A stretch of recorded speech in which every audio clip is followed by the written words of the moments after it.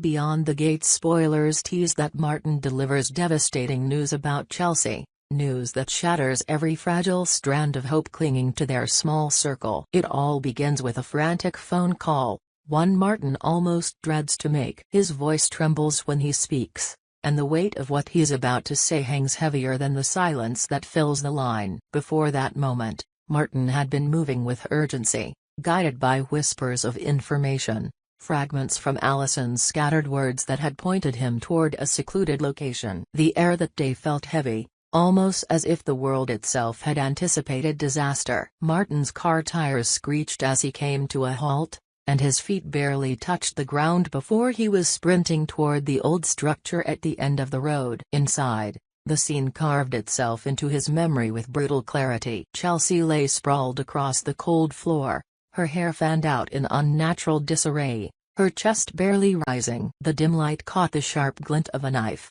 and it was then that Martin's eyes landed on Allison. Her hand was shaking, her clothes spattered with blood, the blade still dripping crimson. For a moment, everything around him stopped. The buzzing of insects outside, the faint hum of the wind, even the pounding of his own heart. The reality pressed against him. Allison had struck, and Chelsea had paid the price. The horror was matched only by the sight of Allison's face. It wasn't triumphant or cold, it was shattered, broken, twisted with regret. She whispered something incoherent, a litany of apologies that dissolved into sobs. Allison had not come here as a predator. She had stumbled as a human racked with choices too dark to undo. Her trembling hand dropped the knife with a clatter that seemed louder than thunder in the suffocating silence of the room. Martin's instinct was torn in 1,000 directions. He wanted to rush to Chelsea's side, to press his palms against the wound, to anchor her life back into her fragile body. He wanted to seize Allison,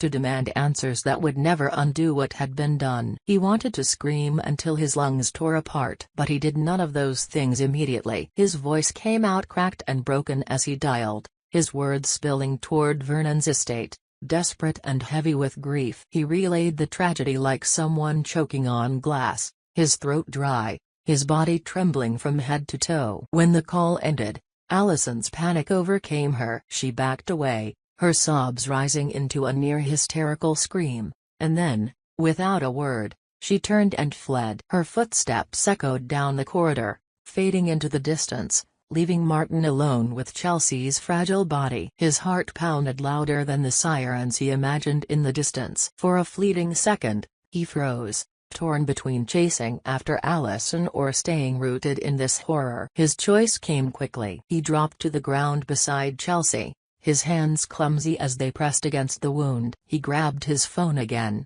dialing for emergency help with fingers slick from her blood. The dispatcher's calm voice cut through his chaos, asking for details. Martin's voice cracked as he described Chelsea's condition, his words tumbling, barely coherent. He begged them to hurry, his voice breaking under the strain of hope and despair. As he worked to slow the bleeding, pressing down harder than he thought his strength could manage, his thoughts turned inward. If only he had arrived sooner. If only he had trusted his instincts earlier. If only he had been faster, smarter, more prepared. The guilt wrapped around him like chains, heavy and unrelenting, whispering that Chelsea's suffering was his burden to bear. Meanwhile, the news traveled swiftly to those who mattered most. Danny's world shattered the moment she heard Martin's words. Her knees buckled, her hands trembling violently, and her chest heaved as she struggled for breath. The weight of the news was too much for her fragile heart to hold. Tears blurred her vision as she collapsed into unconsciousness,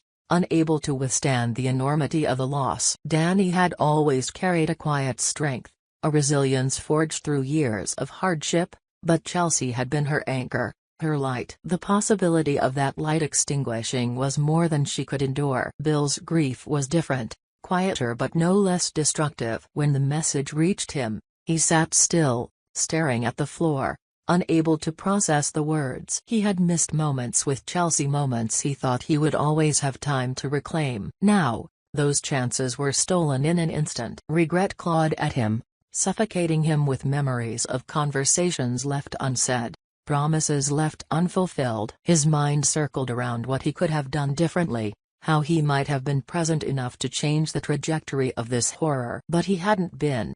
and the reality of that absence pressed against him until it hurt to breathe. Jacob, too, received the devastating call. Unlike Bill and Danny, his response was immediate action. He aligned himself with the police, the flicker of determination in his eyes betraying the anguish that churned beneath the surface. If Allison had truly committed this act, if she had fled into the shadows with blood on her hands, then she would not escape justice. Jacob's jaw tightened as he rode with the officers, his mind racing with fragments of clues, possibilities, and the looming question of why. But beneath that drive for justice, a quieter thought echoed: vengeance could never resurrect Chelsea. He carried that awareness like a stone in his chest, fueling his resolve yet hollowing his spirit. Back at the scene, Martin could not shake the image before him. Chelsea's face, pale and fragile, seemed etched into his mind's eye, a haunting vision that would never fade. Each faint breath she took was a knife twisting deeper into his soul. He couldn't lose her not like this, not so brutally. Yet, even as he fought for her life, a growing terror rooted itself inside him. If this tragedy could befall Chelsea, what of Samantha? The bond he shared with her became a burning point of fear. He pictured her face, innocent and unsuspecting, and the thought of losing her to the same cruelty gnawed at him relentlessly. His love for Samantha transformed into a consuming anxiety, a determination to protect her at all costs. The night bled into chaos. Emergency responders arrived, their voices brisk and sharp as they took control of the scene. They moved Chelsea with precision, their equipment clicking and snapping as they worked to stabilize her fragile body. Martin stepped back, his hands stained red, his chest heaving as though he had run miles. His legs shook, threatening to give way, and yet his mind clung desperately to the sliver of hope that maybe, just maybe, Chelsea would pull through. As the ambulance doors slammed shut, Martin's world seemed to shrink. The flashing red and blue lights painted the night in fractured colors, shadows leaping and twisting against the walls. He watched them drive away, his fists clenched so tightly his knuckles turned white. Behind him, the floor still bore the evidence of violence, a grotesque reminder of Allison's actions and his own tardiness. The knife lay where she had dropped it, glinting under the harsh artificial light, a mute witness to everything that had transpired. The weight of the tragedy pressed harder as he made his way back to Vernon's estate. The mansion loomed large against the skyline, but it felt colder, emptier than ever. When he entered, the atmosphere shifted immediately. Vernon's presence was one of command, a man used to control, but even he faltered as Martin relayed the full scope of the events. Silence filled the hall, broken only by the muffled sobs of those who couldn't contain their grief. Every corner of the estate seemed darker, every room echoing with the sense that something irreplaceable had been stolen from them all. In the hours that followed, grief and fear wrapped themselves around everyone touched by Chelsea's tragedy. Danny remained unconscious, her body too fragile to endure the pain of knowledge. Bill drifted through the rooms like a ghost, his eyes hollow, his movements mechanical. Jacob's updates came sporadically, each one filled with mounting frustration as Allison continued to elude capture, and Martin, though surrounded by others, carried his torment in silence, the echoes of Chelsea's labored breaths still clawing at his mind. Sleep eluded him, replaced by a restless dread that Samantha would be next. This early aftermath was not merely the ripple of a single violent act, it was a tidal wave reshaping the lives of everyone connected to Chelsea. The fragile fabric of trust and hope that had held them together now tore apart, strand by strand, leaving behind raw wounds that time alone could not mend. And in that fragile silence, one truth remained undeniable: what had begun as a nightmare for Chelsea was spiraling into something even darker, something that none of them could yet fully see. The night after Chelsea's collapse became a slow spiral into uncertainty, the hours stretching longer than anyone could bear. Martin, though surrounded by others, remained haunted by the unanswered questions that clawed at his thoughts. Allison had vanished into the shadows, and every passing moment without her capture deepened the dread. For Martin, that dread turned into a fixation on Samantha. The thought of her facing the same fate that had befallen Chelsea twisted his stomach, a looming terror he couldn't shake. He knew he could not falter again. In the estate, Danny stirred from unconsciousness. She wept silently at first, the grief pulling her shoulders forward, but when her voice finally broke free, it echoed through the halls like a wound that refused to close. She demanded to know every detail, every second that led to Chelsea's suffering. When Martin recounted what he had seen, Danny's hands trembled violently, her grief transforming into a furious desperation. She wasn't content to wait idly, she wanted to act, to make sure Allison could never inflict the same torment again. Her sorrow demanded vengeance, and her voice, though fragile, carried a sharp edge that unsettled even Bill. Bill himself had sunk deeper into regret. He wandered the corridors, clutching memories like brittle glass, moments of Chelsea as a child replaying endlessly in his mind. But as Danny's fury grew louder, he realized he could no longer remain a ghost in this story. He had failed as a father when it mattered most, and though he could not undo what had been lost, he could make a choice now. That choice hardened into resolve. He began to plan alongside Jacob, leaning into the only path that seemed to offer closure: capturing Allison and ensuring she answered for her crime. Jacob, already embedded with the police search, welcomed Bill's determination, though he worried about the toll it would take. His reports to the estate were filled with grim details. Allison had left traces, but none that led to her immediate capture. Each new lead ended in frustration, a cruel reminder of how close they were and yet how elusive she remained. To Jacob, it was more than a hunt for a fugitive. It was a battle to reclaim order from chaos, to assure himself that Chelsea's suffering would not fade into another unsolved scar. Still, even Jacob couldn't hide the toll it was taking on him. His eyes bore the weight of exhaustion, and his words carried the clipped precision of a man balancing duty and grief. As the days passed, Danny's anguish grew sharper, her heart split between unbearable grief and the fragile hope that Chelsea might survive. Every update from the hospital was a cruel pendulum swing between despair and cautious optimism. One day brought news of Chelsea's weak pulse strengthening, the next, whispers that her condition had worsened again. Danny sat by the phone for hours,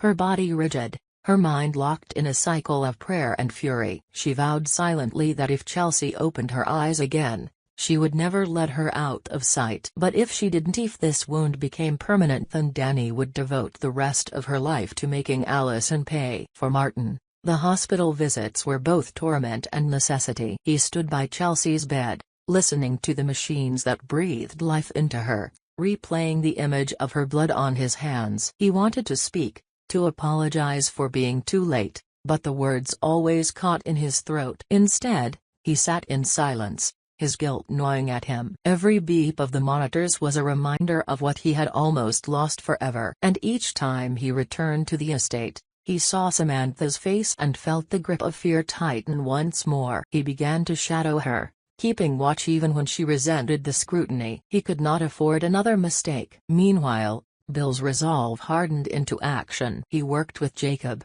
pressing for every detail of the investigation, questioning every lead, even when his persistence bordered on obsession. He scoured through old connections, whispers of Allison's past that might hint at where she had fled. Bill's grief had been forged into a weapon, his guilt fueling an almost reckless drive. Jacob tried to temper him, to keep him from crossing lines that could not be uncrossed. But Bill's anguish made him fearless. He would not stand idle again. All the while, Allison remained at large, her presence more haunting than visible. Reports filtered in of sightings, fleeting glimpses in abandoned buildings, a figure matching her description disappearing into alleyways before police could close in. To Danny, these reports were a torment, proof that Allison still breathed while Chelsea hovered between life and death. To Martin, they were a reminder that danger had not passed, that Samantha's safety remained fragile. To Bill and Jacob, they were challenges,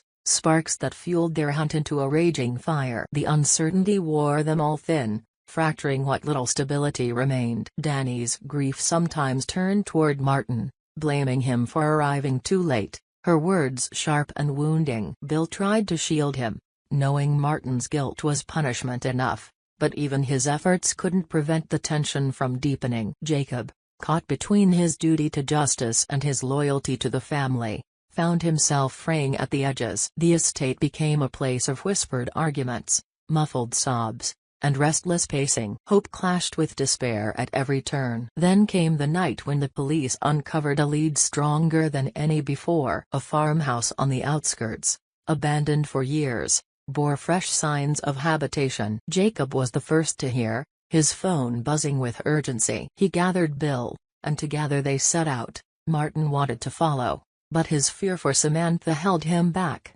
He couldn't risk leaving her unprotected. Danny, however, refused to be left behind. Her grief had sharpened into steel, and she insisted that if Allison was to be confronted, she would be there to see it. What awaited them at the farmhouse was not simple justice, but a deeper descent into chaos. The walls bar evidence of Allison's torment, a life unraveling in journals scrawled with erratic handwriting, photographs torn and defaced, and drawings that spoke of guilt and obsession. It became clear that Allison was not only a fugitive but a soul fractured by something deeper. Her remorse was written in every corner, yet it did nothing to soften the rage burning in those who sought her. The confrontation, when it came, was inevitable. Allison appeared in the doorway, her eyes hollow, her body gaunt from days on the run. She carried no weapon this time, only the weight of her actions. Danny's voice rose first, trembling with both fury and anguish, demanding answers, demanding explanations that could never suffice. Bill's fists clenched, Jacob's hand hovered near his weapon, and Martin's voice over the phone, demanding updates, echoed distantly in their ears. Allison broke under the storm, her words spilling out in fragmented apologies, her sobs tearing through the air. But apologies could not stitch back what had been torn. The choice before them was not justice alone, it was vengeance, mercy, and the fragile line between them. Danny wanted retribution. Bill wanted closure. Jacob sought law and order. Martin, though absent from the farmhouse, felt his heart pound with the knowledge that whatever happened here would shape them all. Chelsea's fate hung in the balance back at the hospital, and Allison's presence threatened to tear apart what little humanity they had left. As the farmhouse filled with shouts, tears, and the crackling tension of decisions yet to be made, the path forward grew darker. None of them knew what the next dawn would bring: redemption, destruction, or something that lingered uneasily between the two. The farmhouse confrontation became the turning point, the moment when every wound, every regret, and every ounce of grief converged into one volatile storm. Danny's voice cut through the air with a raw edge, her accusations stabbing at Allison like knives. Bill stood rigid, his fists trembling at his sides, torn between striking out in rage and holding himself back from a violence that would change him forever. Jacob's hand hovered, not only over the weapon at his side but over the decision of whether this night would end in blood or restraint. Allison herself crumbled beneath the weight of their fury, her knees giving way as she collapsed onto the wooden floor, her sobs shuddering through the dust and silence. It was then that the phone in Jacob's pocket buzzed, a harsh intrusion into the thick tension of the room. He glanced down, hesitating before answering, and the moment he did, the air shifted. Martin's voice bled through the line, ragged and desperate. The hospital had called him just moments earlier. Chelsea had stirred. Her breathing had strengthened. Her eyes fluttered open, and though her body was still fragile, she was alive. The words struck like lightning. The storm in the farmhouse faltered, each of them frozen in disbelief. Danny's knees buckled, but this time not from grief. Tears poured freely down her face as her rage melted into something softer, more fragile: hope. Bill turned away, his shoulders trembling, his eyes burning as he tried to process the impossible turn of fate. Even Jacob, the unyielding figure of order, lowered his weapon, his breath leaving him in a rush. Chelsea lived. Against every grim prediction, against every shadow that had loomed over them, she had clawed her way back to the light. But the reality of Allison still knelt before them, alive, guilty, broken. Danny's gaze fell on her again, wavering now between fury and pity. For the first time, Allison looked not like a monster but like a shattered person, consumed by the very regret that had driven her into this spiral. Her whispered apologies no longer sounded like hollow words but like the desperate cries of someone who wished they could claw back time. Still, apologies could not erase the blood, nor the scars they had all endured. Bill stepped forward, his voice low but steady. He told Allison that while Chelsea's survival spared her from becoming a murderer of the innocent, It did not erase her crime. He demanded she face justice, not vengeance, because vengeance would stain them all. Danny resisted, her pain urging her to lash out, but Chelsea's fragile survival had shifted the balance. She realized that spilling more blood would not heal her daughter, nor would it mend the rift carved into their lives. Her sobs softened into silence, her body trembling as she stepped back. Jacob seized the moment to act. He placed a firm hand on Allison's shoulder, pulling her to her feet with authority. She did not resist. Her eyes remained downcast, her body limp, as though she welcomed the chains of consequence. Jacob called in the officers waiting outside, and within minutes, Allison was escorted into custody. The farmhouse, once filled with screams and tension, fell quiet, save for the ragged breaths of those left behind. When the group returned to the estate, the atmosphere had shifted. Danny rushed to the hospital, unable to waste a second more, and Martin accompanied her, his heart pounding with both relief and lingering guilt. Bill lingered for a while, his thoughts tangled in regret and resolve. For the first time, though, he felt as though he had made the right choice by not succumbing to rage. Jacob, though exhausted, found solace in the fact that justice had prevailed not through vengeance but through restraint. At Chelsea's bedside, Danny and Martin stood hand in hand. Chelsea's eyes opened slowly, her voice barely above a whisper, but her presence alone felt like a miracle. Danny wept openly, kissing her daughter's hand, promising never to leave her side again. Martin's words finally escaped him, an apology tumbling from his lips, though Chelsea's weak smile was enough to ease some of the weight he had carried. She was alive, and that was enough to keep him moving forward. In the days that followed, the estate began to breathe again, though the scars remained. Bill spent more time at the hospital than anywhere else, vowing silently to rebuild the bond with Chelsea he had nearly lost forever. Danny never left Chelsea's side, her grief replaced with a fierce determination to protect her at all costs. Jacob remained vigilant, ensuring Allison's case would move forward, determined to see it resolved through law rather than bloodshed. And Martin, though still haunted, began to find strength in his vigilance for Samantha. The fear that had once consumed him transformed into resolve. He would not allow the past to repeat itself. As the trial loomed, whispers spread of Allison's mental unraveling, her journals and drawings painting a picture of a woman lost to her own demons. The courtroom would decide her fate, but for the family, the true victory had already been secured. Chelsea was alive. Hope had been salvaged from despair. Though trust was fractured and wounds still raw,